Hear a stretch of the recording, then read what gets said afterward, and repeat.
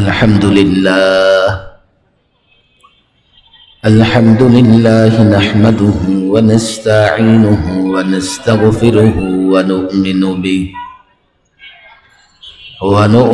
به ونتوكل عليه ونعوذ بالله من شرور أنفسنا ومن سيئات أعمالنا من يهده الله فلا مضل له ومن يضلله فلا هادي له ونشهد أن لا إله إلا الله وحده لا شريك له ونشهد أن محمدًا عبده ورسوله أما بعد فأعوذ بالله من الشيطان الرجيم بسم الله الرحمن الرحيم يريدون ليطفئوا نور الله بأفواههم الله متم نوره ولو كره الكافرون صدق الله مولانا العظيم وصدق رسوله النبي الكريم ونحن على ذلك من الشاهدين والشاكرين والحمد لله رب العالمين মাদ্রাসা ফাইজুল উলুম আজিমপুর ঢাকার উদ্যোগে 2 দিন ব্যাপী 50 বর্ষ পূর্তি উপলক্ষে আজকের এই সম্মেলনের মহতারাম সভাপতি আমন্ত্রিত ওলামায়ে কেরাম ছাত্র ভাইয়েরা যুবক ভাইয়েরা এবং দিন প্রিয় ইসলাম প্রিয় তাওহীদি জনতা মাদ্রাসা ফাইজুল উলুমের 50 বৎসর পূর্তি উপলক্ষে সম্মেলন মানে এই মাদ্রাসা এই বাগান 50 বৎসর ধরে মুসলমান সন্তানদেরকে কোরআন এবং সুন্নাহর তালিম দিয়ে যাচ্ছেন। যতদূর আমি জেনেছি ফেসিবাদের শেষের দিকে এই মাদ্রাসাটি সংকটের মুখে পড়ে গিয়েছিল। মাদ্রাসার দায়িত্বশীল মাদ্রাসার জিম্মাদারগণ বড় কষ্ট করে জুলুম সহ্য করে শেষ পর্যন্ত এই দ্বীনি প্রতিষ্ঠানটিকে ধরে রাখতে সক্ষম হয়েছেন। আজকে এই প্রতিষ্ঠানের 50 বছর পূর্তি উপলক্ষে সম্মেলন হচ্ছে। এই প্রতিষ্ঠানের ফজলা যারা এখান থেকে পড়াশোনা শেষ করে বাংলাদেশের নানা প্রান্তে ছড়িয়ে আছেন তারা আজকে এখানে একত্রিত হয়েছেন। তাদেরকে বিশেষ সম্মাননা প্রদান করা হবে। সেহেতু এই মাহফিল সাধারণ কোনো মাহফিল নয় যে আমরা যখন খুশি আসলাম, মন চাইলে আসলাম, না চাইলে না আসলাম। অন্তত আজিমপুরবাসী যতদূর এই মাইকের আওয়াজ যাচ্ছে কোনো একজন আমি মনে করি এমন হয় না, এমন হতে পারে না যে মাহফিলের প্রতি আগ্রহ থাকবে না। সচরাচর যে মাহফিলগুলো হয় তার চেয়ে এই মাহফিল ব্যতিক্রম। একটি দ্বীনি প্রতিষ্ঠান আর একটা দ্বীনি প্রতিষ্ঠানকে 50 বছর পরিচালনা করতে গিয়ে কতটা ঘাত প্রতিঘাত মোকাবেলা করা লাগে এটা মাদ্রাসাওয়ালারাই জানে। যেহেতু এই প্রতিষ্ঠানটি আজিমপুর এলাকায় প্রতিষ্ঠিত, আমি অনুরোধ করব অন্তত এখন যাদের কানে মাইকের আওয়াজ পৌঁছতেছে একজনও আমরা বাইরে ঘোরাফেরা করব না। আমি এলাকার মুসল্লি ভাইদের বলবো, যুবকদের বলবো, আজিমুশান মাহফিল, বরকতপূর্ণ মাহফিল, বরকতময় মাহফিল কোনোভাবেই আপনারা মিস করতে পারেন না। এই জন্য মাঠের চারিপাশে, মাঠের সামনে, দোকানে, যে যেখানে দাঁড়িয়ে আছে আমি অনুরোধ করব অন্তত মাঠে কেউ দাঁড়িয়ে থাকবে না।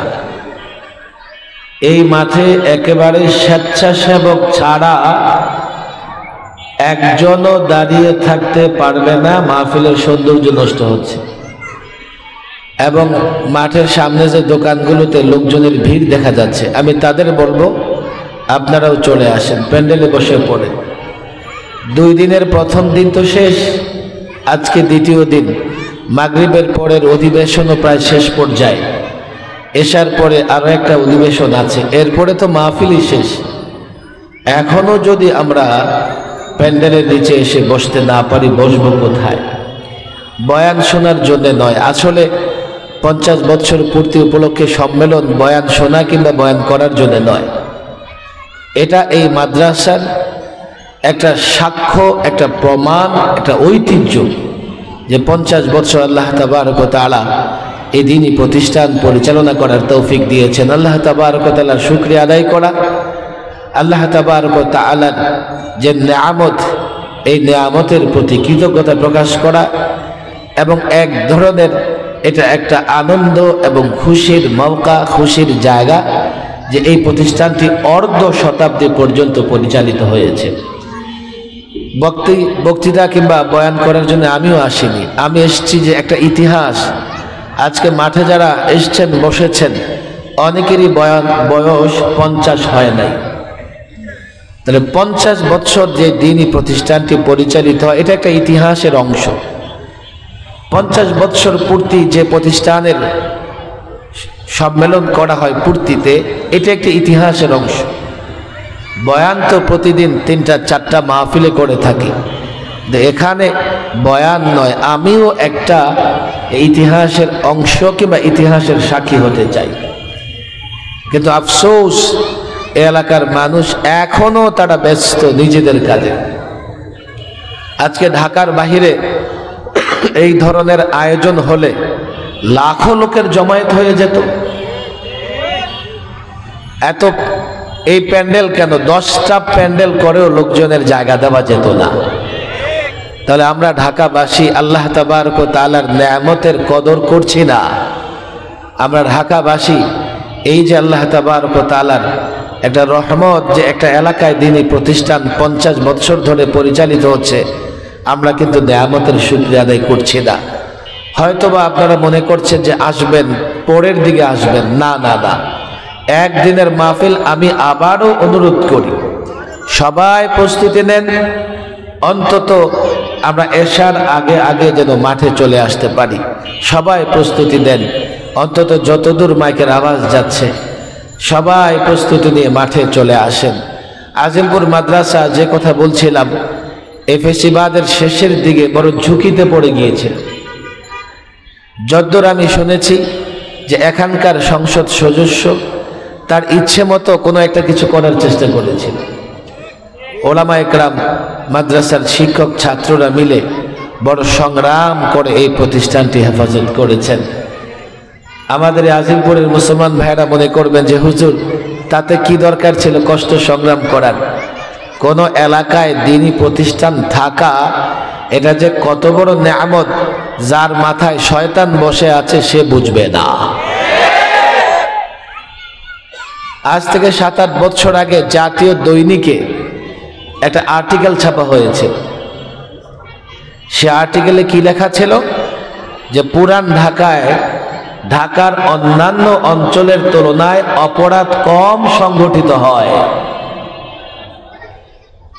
আপনি এখান থেকে বের হয়ে যান না, নিউ মার্কেট এলাকা পার হয়ে ধানমন্ডিতে যান, গুলশান বনানীতে যান, দিন দুপুরে আপনাকে দাঁড় করিয়ে আপনার সবকিছু লুটে নিবে।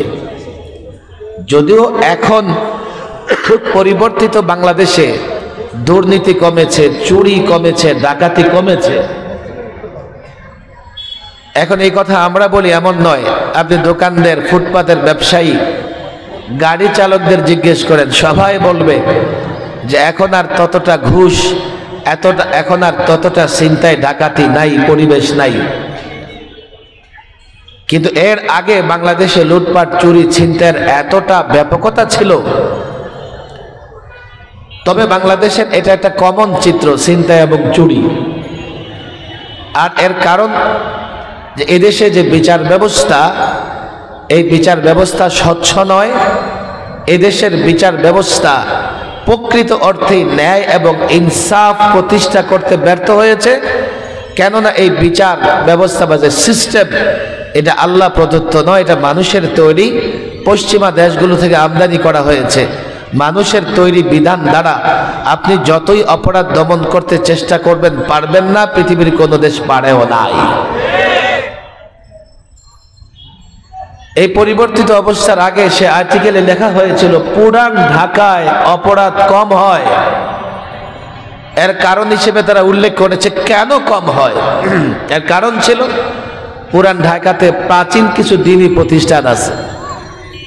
এখানে আজিমপুর ফয়জুল উলুম, জামিয়া কোরআনিয়া আরবিয়া লালবাগ, জামিয়া ইসলামিয়া ইসলামবাগ, বড় কাটারা মাদ্রাসা, এর অনতি দূরে কামরাঙ্গীচর মাদ্রাসা। এই মাদ্রাসাগুলো যেহেতু শত বৎসর ধরে এই এলাকার মানুষের পেছনে মেহনত করতে চলে এসেছেন, যার কারণে মানুষের ভেতরে কিছুটা হলেও সামাজিকতা আছে, দিনদারি আছে, সহযোগিতা করার মন মানসিকতা আছে। নতুন ডাকাতে যাবেন, পাশের ফ্ল্যাটের ডাকাতি হচ্ছে, সামনের ফ্ল্যাটের লোকটা দরজা খুলে বের হয়ে আসবে না। তাহলে সামাজিক শান্তি শৃঙ্খলার জন্যও এই প্রতিষ্ঠানগুলো দরকার। অশ্লীলতা, বেহায়াপনা প্রতিরোধে এই প্রতিষ্ঠানগুলো দরকার। এই প্রতিষ্ঠানগুলো মাদারেসে কওমিয়া অশ্লীলতা, বেহায়াপনা থেকে শতভাগ মুক্ত। এরপরে সমাজের বড় একটা অপরাধ সংগঠিত হয় মাদকতার মাধ্যমে। প্রায় আমার এটা মনে হয় যে এলাকায় মাদারেসে কওমিয়া আছে সেখানে মাদকের প্রভাব কম। কেন? শয়তান ও কওমি মাদ্রাসায় গিয়ে ছাত্রদেরকে মাদক গ্রহণ করার ওয়াসওয়াসা দেয় না, ধোঁকা দেয় না। যে এলাকায় কওমি মাদ্রাসা আছে, সচরাচরে আশেপাশের দোকানদারদেরকে জিজ্ঞেস করেন, আজ পর্যন্ত কোন ছাত্র কিংবা এলাকার কেউ মাদ্রাসার পরিচয়ে চাঁদা চেয়েছে? অথচ ঢাকা কলেজ, ঢাকা ইউনিভার্সিটির আশেপাশে ব্যবসায়িক প্রতিষ্ঠান ঘরে উঠে দা, সেখানে ঢাকা কলেজের ছাত্র পরিচয়, ঢাকা ইউনিভার্সিটির ছাত্র পরিচয় যথেষ্ট চাঁদাবাজি হয়। কথা ঠিক না বেঠিক?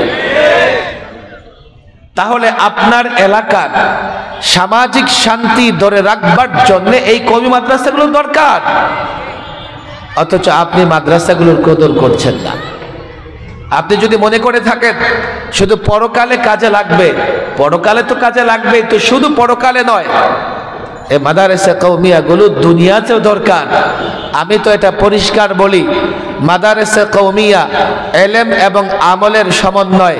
মাদারেসে কওমিয়া দেশের পক্ষের শক্তি, ইসলামের পক্ষের শক্তি, মুসলমানের পক্ষের শক্তি।